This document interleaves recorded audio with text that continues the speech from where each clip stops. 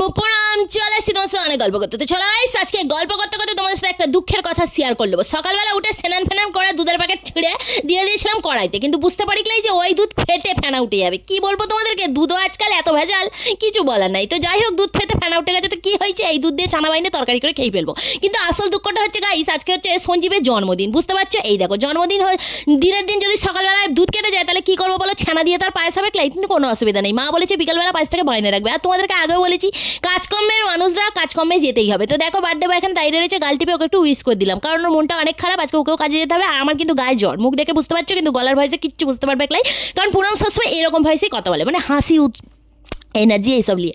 তো যাই হোক, কাজে তো যেতেই হবে, কারণ কাজের মধ্যেই তোমাদেরকে আগেই বলেছি সব ধর্ম কাজই, আর সব কিছুই কাজ, মানে ধর্মকর্ম যাই করো কাজটাকে তোমায় করতেই হবে। কারণ এই দুধ ক্ষীর পায়েস তুমি যাই খাও সেটা কিন্তু কাজে গিয়ে তবেই, মানে যে কাজ করো, ব্যবসা বাণিজ্য যাই করো সেটা করে তবেই করতে হবে। তো দেখো, সকাল সকাল কিন্তু চিকেন কষা রাইস একটু বাইনে ফেলেছি, হালকার উপর দিয়ে করেছি, কারণ যতই বলো 5 পদ রান্না করতে গেলে 5 ঘন্টা সময়ের দরকার, যেটা কিন্তু আমার হাতে একেবারেই ছিল নাই, কারণ সকাল 8:30টার মধ্যে সব কিছু রেডি করতে হবে, তারপর কিন্তু বেরিয়ে যেতে হবে।